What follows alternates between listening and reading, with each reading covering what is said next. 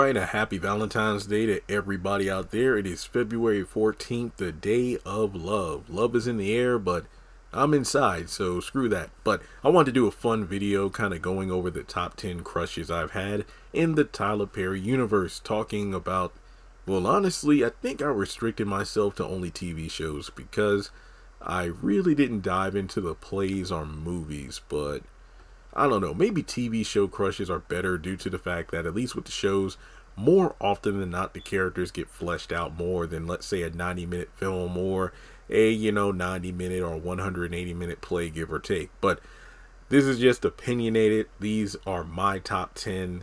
I know some people on here might surprise you. It's just one of those things where even I'm like, dang, I can't believe this person didn't make the cut based on my reaction to them in one of my videos. But on the flip side, I'm looking at all the Tyler Perry shows, not just the Viacom era. So a lot of, people on the list might be from the OWN or TBS days. You just never know. So with that being said, in the off chance any of these lovely actresses are watching the video, let me know if you need a Valentine, because I am available. But number 10, Deja. Now you're probably thinking that Deja will be higher up on the list due to the fact that I had one of the most exciting reactions to her arrival in Zatima episode, I believe 5. But the reason Deja is so low is that I don't see myself being anything more to her than a Deja daddy, somebody that has to pay for her time and attention, because it seems that the only guy in the Zatima verse that she has any desire to be with right now is Zach. So I don't think I can compete. So Deja, I don't know how much it would cost for one of them dances that you gave Zach at that party, but whatever it is, let me be a Deja daddy. Number 9, Belinda, another woman from the Zatima series.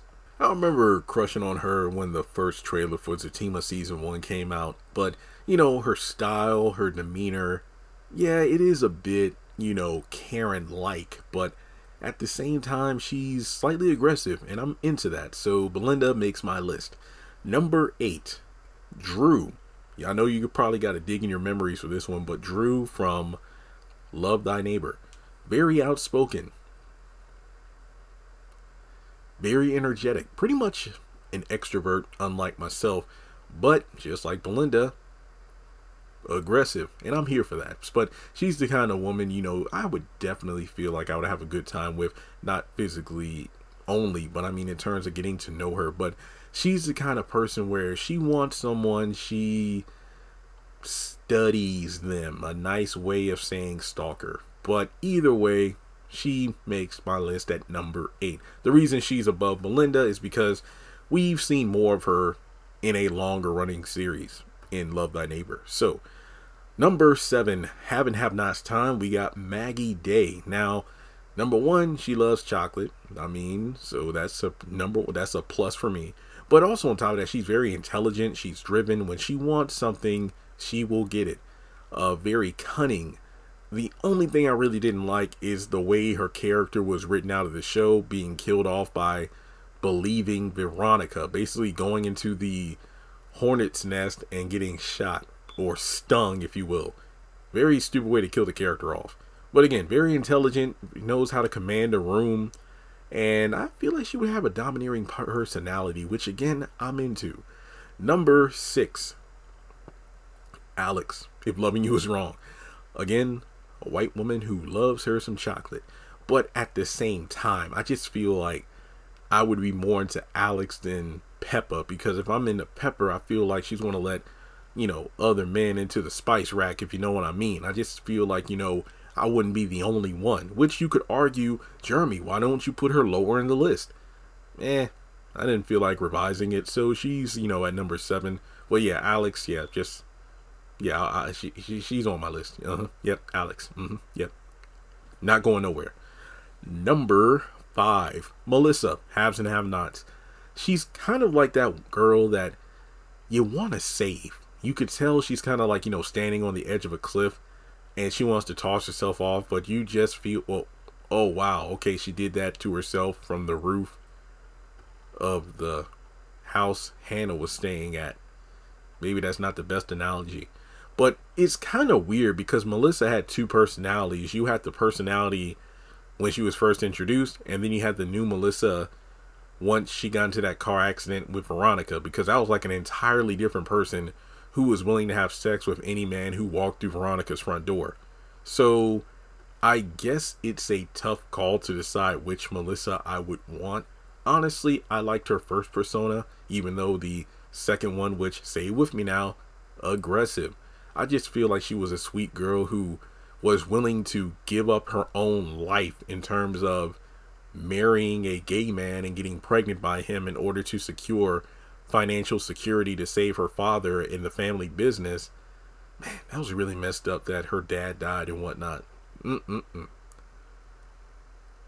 that was really messed up what Tyler did with her. But yeah, in any case, I think Melissa was someone who just needed a real man and a real hug. Number 4, my number 1 haves and have not crush, Amanda. Come on now. Season 1, episode 1, first time I saw her, love at first sight. But, you know, she would have to take her happy pills because I sure as hell wouldn't want to be stabbed in the back by her. Even though I feel like that would be pretty kinky. But I just feel like with her, you had a character who was pretty pressured by all the expectation put on her by coming from an elite family like the Criers. But at the same time, she didn't have a lot of self-confidence. And if I remember correctly, it wasn't just Wyatt who dealt with those nasty priests at the Bible camp. I think she was also molested as well, which is why she opted to self-harm when she was younger, kind of like how Wyatt got into self-abuse in terms of drugs and alcohol. So they found their own ways to cope, but in different ways based on the traumatic experiences they dealt with as children. But with Amanda, she just needed someone who wouldn't take advantage of her the way that Candace or Quincy would. But again, you know, given that she was interacting with Quincy, she ain't a chocolate. Also, them cheekbones though. Alright, number 3. Honestly, you're probably wondering like, dang, I thought she was going to be number 1. She was at number 2 until I switched her out. Jasmine from Sisters, Crystal Lee Naomi. Yeah, I mean, if you've known me from my reviews of Sisters since season 1, it's no secret that Jasmine is my boo. But, you know, the other 2 ahead of her, I definitely think when I think about personality, I mean, it's like they say, it's like, okay, who do you want to be seen with out in the streets versus who do you want to come home to? So I think for me, Jasmine's the kind of person where she was having a long time affair with Morris and had planned to, you know, set up her husband for extortion and other federal crimes. So if I were with Jasmine, could I trust her not to betray me? I don't know. But then again, she did look good with that gun. Oh, okay. Yeah, Jasmine's babe, but she's number 3. Number 2, Simone from the Oval. Simone is a woman who holds the house together. Not to mention she's very supportive of her vice president husband. She plays her role as second lady very well. She's also driven like Victoria. Now, I mean, part of me wants to see Eli take the White House because it makes you wonder.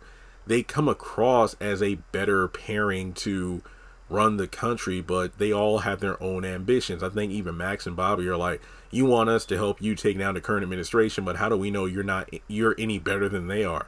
I mean, they're all politicians. They all have agendas, but it does seem like they would be a more stable couple to run the country than the current administration, that's for sure. But I really do feel like Simone is the kind of woman who is definitely wifey material. She's loving, caring, can be firm when the situation demands it, you know, in terms of, hey, you know what, you need to have more self-confidence, don't use that tone with me, this, that, and the third. So yeah, Simone, definitely, I put her above Jasmine, even though it pains me to say it, but yeah, Simone is wifey material. Now, if you think Simone is a shocking number 2, then you probably know that because Jasmine is number 3, I'll give you 5 seconds to guess who number 1 is. You want to guess? Yeah, okay. Jean. I don't know how else to say it. the character who almost made me quit watching The Oval because of her fate. The character who I did an entire video on, I think last year, talking about all the reasons why I love Jean, and being able to talk to the cast member herself shortly during a live stream was pretty awesome. I mean, looking at the list here, okay, let me just look through the list. Okay, in terms of the actresses that I've been crushing on, that I've actually had the chance to talk to, let me see, it's been 1, 2, 3, 4, 5, 6. I've talked with 7 out of 10, and 5 of which on a semi-regular basis. But yeah, I would say that Jean is just the character who is like the all-American sweetheart, the girl next door. We don't know that much about her, sadly, because she was only in season 1, and when you really think about it, she really wasn't in that many episodes. And even if she was in like more than 10 episodes, the appearances were so spread out, because remember, towards the end of season 1, she was MIA for quite a while, and then when she finally showed up, what happened? She got raped and killed. So I think when it comes to Jean, she's the character who makes the list, but I wish we saw more of her. And it's sad because I don't think any of the character deaths on this list, Maggie, Melissa, Amanda, those deaths didn't hit me the same way that Jean's did. So I think Jean, being the death that made me react the most out of any Tyler Perry project, definitely earns her spot as the #1 crush for me. So with that being said, trust and believe, there are some other crushes that I've had, but those are the top 10. Did you do anything special for Valentine's Day? For me, since I finally got my voice back, I recorded over 20 videos, so there you go. But yeah, let me know your thoughts in the comment section below. What are your like top 10, top 5 crushes across the Tyler Perry universe? And with that being said, I'll catch you in the next one.